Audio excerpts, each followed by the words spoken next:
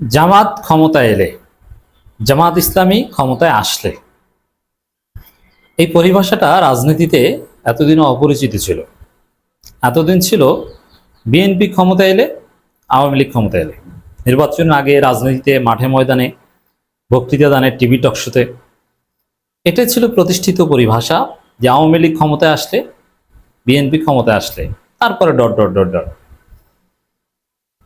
আর জামাত ইসলামের ক্ষেত্রে সর্বোচ্চ ছিল বিএনপি জামাত ক্ষমতায় আসলে, বিএনপির পার্ট হিসাবে জামাত ক্ষমতায় আসলে।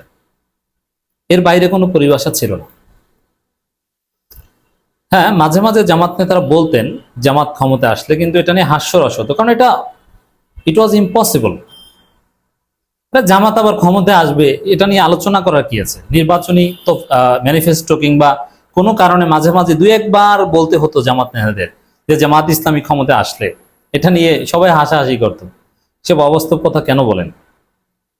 কিন্তু না, সেই যুগ আর নাই, সেই পৃথিবী আর নাই। এখন সব হিসাব নিকাশ এলোমেলো হয়ে নতুন বাস্তবতার সামনে এসেছে। এখন রাজনীতিতে প্রতিষ্ঠিত পরিভাষা বাংলাদেশ জামাত ইসলামী ক্ষমতায় এলে। নিউজ পেপারে আজ থেকে এক বছর আগে থেকে বা 3 মাস আগে থেকে গত 30-40 বছরের পত্রিকা খুঁজেন, জামাত ক্ষমতায় এলে, জামাত ক্ষমতায় এলে এইভাবে শিরোনাম করা হয়নি, প্রয়োজন হয়নি, কারণ জামাত ক্ষমতায় কোনো সম্ভাবনাই ছিল না। এখন পত্রিকার পাতা খুলবেন, প্রত্যেক দিন civil society, BNP, Awami League, Jamaat সবাই বলছে জামাত ক্ষমতায় এলে ভালো হবে বা খারাপ হবে, অ্যাটলিস্ট বলছে। যেমন আওয়ামী লীগ বলছে জামাত ক্ষমতায় এলে খারাপ, কিন্তু প্রতিষ্ঠিত পরিভাষা হয়ে গেছে, কায়েম হয়ে গেছে জামাত ক্ষমতায় এলে।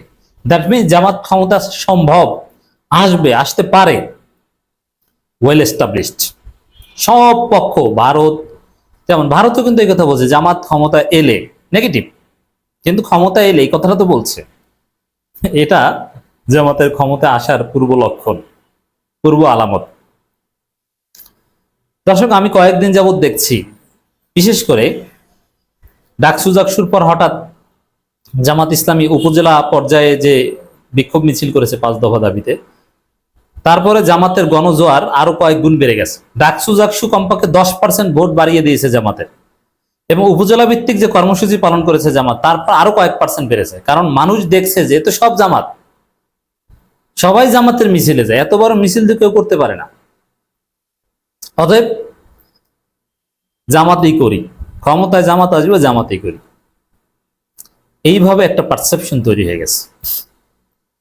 এই জায়গায় আবার যুক্তরাষ্ট্রে ডাক্তার সৈয়দ আব্দুল্লাহ মোহাম্মদ তাহেরকে সংবর্ধনা দেয় অনুষ্ঠানে যে উপচে পড়া ভিড়, এবং মির্জা ফখরুলের যে করুণ অবস্থা, 2-4 জন লোক নিয়ে ঘুরছেন, আবার নেতাদের, যুক্তরাষ্ট্র নেতাদের প্রতি ক্ষোভ মির্জা ফখরুলের, প্রোটোকলও দিতে পারছে না, সংবর্ধনা দিতে পারছে না, লোক নাই তো দেবী কিভাবে। আর ডাক্তার তাহের আবার করুণা করছেন যে ফখরুল ভাইয়ের নামে একটু স্লোগান টোলোগান দেওয়া, বেচারা খারাপ লাগতে পারে, এটা সাক্ষাৎকারে বলেছেন। তো দর্শক, আমিরে জামাত বলেছেন জামাত ইসলামী ক্ষমতায় এলে দাবি আদায়ে জনগণকে রাস্তায় নামতে হবে না। এখন শুধু খবর একটাই দেখি, জামাত ক্ষমতায় এলে খারাপ বা ভালো, চারদিকে সুর একটাই। এটি হচ্ছে জামাতের পক্ষে গণজোয়ারের একটা প্রমাণ। জামাত ইসলামী ক্ষমতায় এলে দাবি আদায়ে জনগণকে রাস্তায় নামতে হবে না বলে মন্তব্য করেছেন দলটির আমির ডাক্তার শফিকুর রহমান।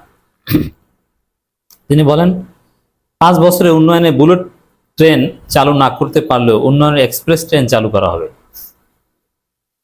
বাংলাদেশ দক্ষিণ কোরিয়া সিঙ্গাপুর হবে জামাত ক্ষমতায় আসলে। এতে কোনো যোগ্যতা থাকার দরকার নেই, সততা থাকলেই হলো। যোগ্য লোক এমনিতেই আসবে। দেশ যাকে যে দায়িত্ব দেওয়া হয়েছে, যে যে চাকরি করে ওই চাকরিতে এরা চালাবে। এখানে কি জামাত চালাবে? সচিব কি জামাতে সে জন্ম দিবে? যারা বিসিএস ক্যাডার তারাই তো সচিব হবে, কোনো সমস্যা নেই, যোগ্যতা কোনো ব্যাপারই না। জামাত তো সবাইকে নিয়ে দেশ চালাবে। আপনি বলছেন যে জামাতের যোগ্যতা নেই, আপনার আছে, আপনাকে দায়িত্ব দিবে, ওকে, কিন্তু আপনি এদিক ওদিক 2 নাম্বারই করতে পারবেন না, আইন মেনে কাজ করতে হবে। দ্যাটস ইট, সমাধান হয়ে গেল। তো দর্শক, শুধু এই ডোমেস্টিক আলোচনা না, ইন্টারন্যাশনালিও জামাত এখন বার্তা দিয়ে আসছে জামাত ক্ষমতা এলে কি, বিশেষ করে ভারত মানবে কি মানবে না এই প্রশ্নটা। আমি একটা উদাহরণ দিয়েছিলাম যে আমার এক সহকর্মী ঢাকা বিশ্ববিদ্যালয়ের শিক্ষক, তিনি বলছেন যে জামাত ক্ষমতা এলে ভারত প্রয়োজনে আক্রমণ করবে। এটার জবাব এখন যুক্তরাষ্ট্রে বসে প্রকাশ্য ক্যামেরার সামনে সারা পৃথিবীকে সাক্ষী রেখে ডাক্তার সৈয়দ আব্দুল্লাহ মোহাম্মদ তাহের দিয়ে এসেছেন। জামাত ইসলামী ক্ষমতা এলে ভারত যদি ডিস্টার্ব করার চেষ্টা করে, পুরো ভারতবর্ষে স্বাধীনতা যুদ্ধ আন্দোলন ছড়িয়ে দেওয়া হবে এবং জামাত ইসলামী সেখানে ভূমিকা রাখবে। গাজওয়াতুল হিন্দ এই হাদিস বলছেন, এই হাদিস শুনেই তো ভারতের কাঁপাকাঁপি শুরু হয়ে গেছে। আর মানে ভারতকে বাধ্য করবে জামাত ইসলামী জামাতকে মেনে নিতে। এখন জামাত এত বড় কথা বলছে, জামাত ক্ষমতা এলে ভারত ডিস্টার্ব করলে গাজওয়াতুল হিন্দ অথবা স্বাধীনতা যুদ্ধ ছড়িয়ে যাবে। এই কথা বলার সাহস ডাক্তার তাহের কোথায় পেয়েছেন? এই কথা বলার সাহসের ভিত্তি হচ্ছে যুক্তরাষ্ট্র। আপনারা দেখছেন এখন যুক্তরাষ্ট্র পাকিস্তানকে নিয়ে চলে, আবার পাকিস্তান সৌদি আরব সামরিক কালেকটিভ সিকিউরিটি প্যাক্ট হয়, চুক্তি হয়। ভারত কোণঠাসা যুক্তরাষ্ট্রের কারণেই, যুক্তরাষ্ট্রের দেয়া সাহসের ভিত্তিতেই ডাক্তার তাহের ভারতকে থ্রেট দিতে পেরেছেন। সেভেন সিস্টার্স না, পুরো ভারত তছনছ হয়ে যাবে জামাতের সাথে ফাইজলামি করতে আসলে। জামাতের সাথে চীন থাকবে, পাকিস্তান থাকবে, যুক্তরাষ্ট্র থাকবে, সৌদি আরব থাকবে। এখন কি করবা তুমি? বালছির বা কিচ্ছু করতে পারবে না। বিএনপি আওয়ামী লীগ যে ভয়ে ভারতের কোলে উঠতো, এই ভয়ে জামাত কিভাবে খেয়ে দিছে দেখলেন তো। যুক্তরাষ্ট্র, পাকিস্তান, সৌদি আরব, চীনকে নিয়ে ভারতকে ডলা দিবে, চালাকি করবে। আর এদিকে বিএনপি আওয়ামী লীগ ভারতের কোলে উঠে বসে আছে, তারা বলছে যে ভারতের প্রভাব আছে এবং থাকবে।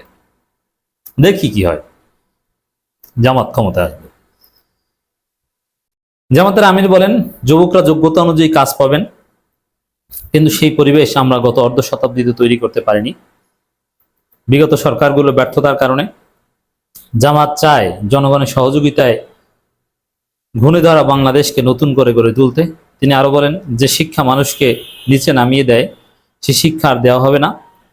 যারা শিক্ষা ব্যবস্থার পরিকল্পনার দায়িত্বে আছেন, তাদের সন্তানরাই দেশের বাইরে পড়াশোনা করেন, এজন্যই দেশের শিক্ষা ব্যবস্থায় এমন অবস্থা। স্বাস্থ্য ব্যবস্থা সেম, মন্ত্রীরাই বিদেশে চিকিৎসা নিতে যান, কিন্তু ডাক্তার শফিকুর রহমানদের ছেলেমেয়েরা বিদেশে পড়ে না, বিদেশে চিকিৎসা নিতেও যান না, তারা বাংলাদেশেই চিকিৎসা নেন। তাদের হাতেই বাংলাদেশ সিঙ্গাপুর, দক্ষিণ কোরিয়া হয়ে উঠবে। জামাতের সেক্রেটারি জেনারেল একই কথা, সব জায়গায় কথা একটাই, জামাত ক্ষমতা এলে। যেমন সেক্রেটারি জেনারেল অধ্যাপক মিয়া গোলাম পরোয়ার বলছেন, জামাত ক্ষমতা এলে কোনো এমপি বা মন্ত্রী সরকারি গাড়ি, বাড়ি বা অন্য কোনো সুবিধা নেবে না, পারলে অন্য দলও সে অঙ্গীকার করুক। মানে চারদিকে কথা একটাই, জামাত ক্ষমতা এলে, জামাত ক্ষমতা এলে, জামাত ক্ষমতা এলে। এই জিকির ছড়িয়ে দিন।